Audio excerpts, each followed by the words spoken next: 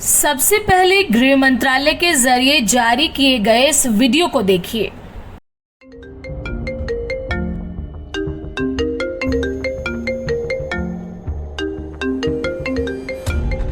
Hello, मैं CBI officer बोल रहा हूं।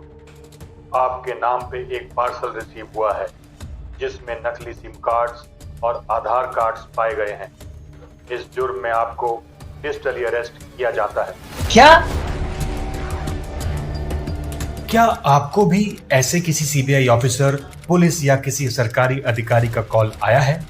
यह एक स्कैम है। यदि आपको कोई ऐसी कॉल आए, सतर्क रहें। रिपोर्ट करने के लिए कॉल करें 1930 या विजिट करें cybercrime.gov.in। जी हाँ, किसी दिन अचानक आपके फोन पर अनजान नंबर से व्हाट्सएप वीडियो कॉल आती है। आप कॉल उठा भी लेते हैं, बातचीत भी शुरू हो जाती है। आप ना तो ये जानते हैं कि दूसरी तरफ से फोन करने वाला कौन है, लेकिन जब बातों का सिलसिला शुरू होता है तब जाकर आपको पता चलता है कि आप डिजिटल अरेस्ट के शिकार हो चुके हैं। हालात ऐसे हो जाते हैं कि आप ना तो फोन काट सकते हैं, ना किसी से बात कर सकते हैं, ना घर से बाहर जा सकते हैं, ना कोई घर में आ सकता है। कुछ मिनटों की बात पहले घंटे और फिर कई दिनों में बदल जाती है। जी हाँ, हम आज अपने इस वीडियो में आपको ऐसी जानकारी देंगे जिसे सुनकर आप हैरान रह जाएंगे। आप सोचेंगे कि क्या ऐसा भी हो सकता है।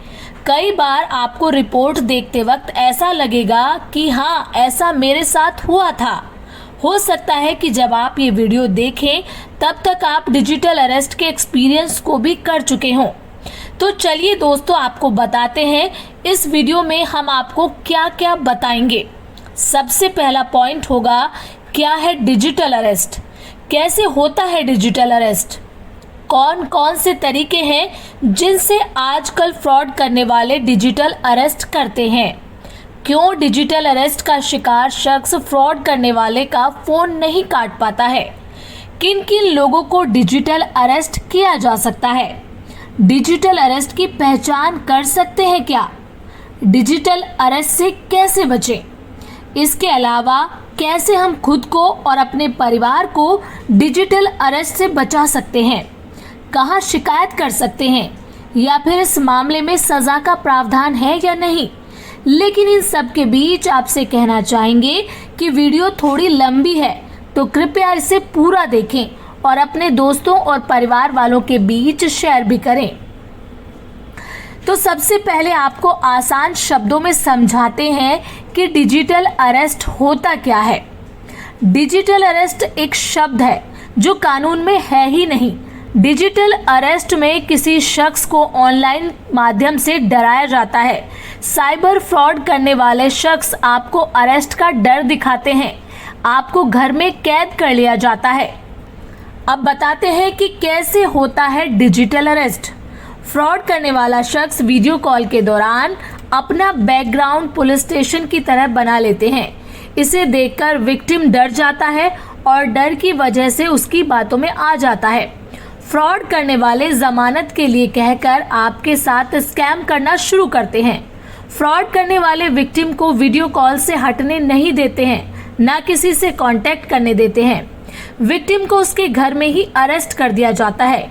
विक्टिम को ये कहकर डराया जाता है कि उसके Aadhaar card, SIM card, bank account का इस्तेमाल किसी गैरकानूनी काम के लिए हुआ है। ये सब होने के बाद आपको डराने धमकाने का गेम शुरू होता है।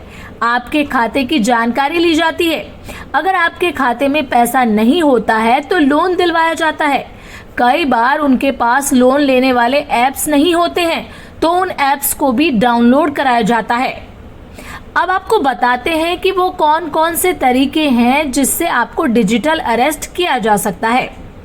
ठगी करने वाले 4 से 5 तरीकों से आपके साथ ठगी करते हैं। उनमें सबसे पहला है किसी कुरियर कंपनी का नाम लेकर, जिसमें किसी गलत सामान के होने की बात कही जाती है, जैसे कुरियर में ड्रग्स है जिसकी वजह से आप फंस जाएंगे। दूसरा ठग आपसे कहेंगे कि आपके बैंक खाते में इस तरीके के ट्रांजैक्शन हुए हैं जो फाइनेंशियली फ्रॉड रिलेटेड हैं। तीसरा, मनी लॉन्ड्रिंग, NDPS का डर दिखाकर लोगों को फंसाया जाता है। परिवार के किसी शख्स का नाम लेकर भी डराया जा सकता है, जैसे वो किसी केस में फंस गया है। जैसे आगरा में महिला शिक्षक को बेटी के सेक्स रैकेट में फंसने का डर दिखाया गया। इसमें परिवार का कोई भी सदस्य हो सकता है। और सबसे हैरानी की बात ये कि AI तकनीक के सहारे आपका वॉइस सैंपल भी तैयार किया जाता है। और एक बात, स्कैमर आपको इस तरीके से अपनी बातों में उलझाते हैं कि आपको सोचने का वक्त ही नहीं मिलता। और फोन पर उनके बोलने का अंदाज ऐसा होता है कि आप समझ ही नहीं पाएंगे कि आपके साथ हो क्या रहा है। उनके झांसे में पढ़े लिखे वेल एजुकेटेड लोग भी आ जाते हैं। जैसे वर्धमान इंडस्ट्री के मालिक SP ओसवाल के साथ 7 करोड़ की डिजिटल अरेस्ट के जरिए ठगी की गई। उन्हें ये कहकर डराया गया कि उनके दूसरे सिम से कैनरा बैंक में अकाउंट खोला गया है। वो बार बार मना करते रहे, लेकिन उन्हें यकीन दिला दिया गया कि वो वाकई में कहीं फंस चुके हैं। इसके बाद उनसे 7 करोड़ अपने खाते में ट्रांसफर करा लिए गए। तो आपको इन सब फ्रॉड से बचना है, डरना नहीं है। अब आपके मन में सवाल जरूर पैदा होता है कि अगर फोन को काट देना चाहिए। अब हम आपको इस सवाल का जवाब देते हैं। क्यों डिजिटल अरेस्ट का शिकार शख्स फ्रॉड करने वालों का फोन नहीं काट पाता है? दरअसल डिजिटल अरेस्ट के दौरान फोन करने वाले का रौब, उसका बैकग्राउंड हूबहू वैसा होता है जैसे किसी बड़ी एजेंसी का। अगर वो पुलिस वाला बनकर बात करेगा तो थाने जैसा, अगर CBI और इनकम टैक्स विभाग से होगा तो वैसा ही बैकग्राउंड आपको नजर आएगा। वो व्यक्ति को धमकाते हैं और कहते हैं कि जब तक हमारे ऑफिसर आपसे सवाल जवाब करेंगे आप कैमरे के सामने रहेंगे, और अगर आपने फोन काटा तो कानून का उल्लंघन माना जाएगा। ऐसे में पुलिस के डर के चलते भी लोग कैमरे से नहीं हटते।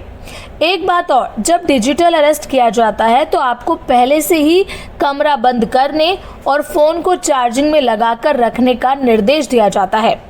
अब हम यहाँ आपको ये भी बता दें कि हम अक्सर ऑनलाइन शॉपिंग करते हैं। आधार कार्ड भी कई बार अलग अलग जगह यूज किया जाता है। ऐसे में डिजिटल अरेस्ट के दौरान हम कंफ्यूज हो जाते हैं। हमें लगता है कि वाकई हमारे आधार कार्ड का मिसयूज हुआ होगा। यहाँ एक तरीका और बताते हैं, जैसे ब्लैकमेलिंग। कई बार देखा गया है कि वीडियो कॉल के दौरान बिना कपड़े पहने कोई लड़की आपके सामने आ जाती है।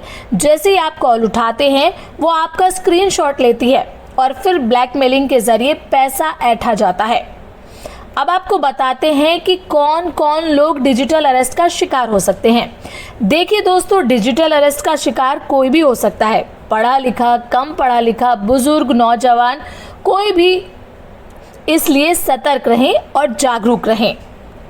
अब बात आती है कि डिजिटल अरेस्ट अगर इतना भयंकर है, इतना परेशान करने वाला है, तो हम उसकी पहचान कैसे कर सकते हैं?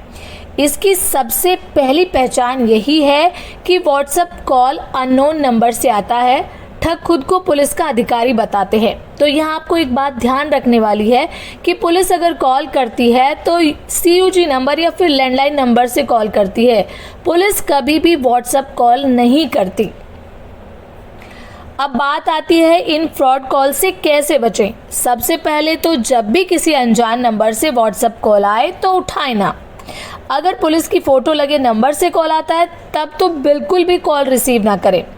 अगर फ़ोन उठा भी लिया है तो घबराएं नहीं। अपने या अपने बच्चों को लेकर कोई भी जानकारी शेयर ना करें। फ़ोन तुरंत काटें। अपनी व्यक्तिगत जानकारी जैसे बैंक खाता या फिर क्रेडिट कार्ड नंबर किसी को ना दें। अगर बार बार फ़ोन आए तो इसकी शिकायत पुलिस से ज़रूर करें। दरअसल ऐसे मामलों में शिकायत बेहद कम होती है। लोग या तो नंबर ब्लॉक कर देते हैं या फिर इसे इग्नोर कर देते हैं। ऐसे में ऐसे लोगों को पकड़ना पुलिस के लिए मुश्किल होता है। अब बात आती है कि कैसे शिकायत करें। दोस्तों, सरकार ने ऐसे मामलों के लिए एक पोर्टल जारी किया है जो है www.cybercrime.gov.in। इस पर जाकर आप अपनी रिपोर्ट दर्ज करा सकते हैं। इसके अलावा हेल्पलाइन नंबर 1930 पर कॉल करके भी कंप्लेंट कर सकते हैं। क्या डिजिटल अरेस्ट में कोई सज़ा का प्रावधान है? अब आपके मन में ये सवाल आ रहा होगा।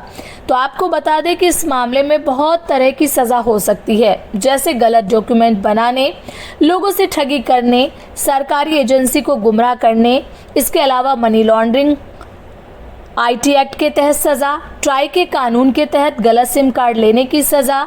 हालांकि इसमें दिक्कत यह है कि जो लोग पकड़े जाते हैं वो निचले स्तर के होते हैं और जो मुखिया होते हैं या जो इसके मास्टरमाइंड होते हैं वो विदेश में बैठे होते हैं। ऐसे में सरकारी एजेंसी उन्हें पकड़ नहीं पाती है। तो दोस्तों, इस वीडियो में ऐसा कोई भी पॉइंट नहीं है जो हमने कवर ना किया हो। फिर भी अगर कोई सवाल है तो आप पूछ सकते हैं। वीडियो पसंद आए तो लाइक ज़रूर करें और हाँ, अपने दोस्तों में, अपने परिवार वालों में से शेयर ज़रूर करें और चैनल पर नए हैं तो सब्सक्राइब भी करें। तो दोस्तों, फिर मुलाकात होगी इसी तरीके की जानकारी से भरपूर वीडियो के साथ।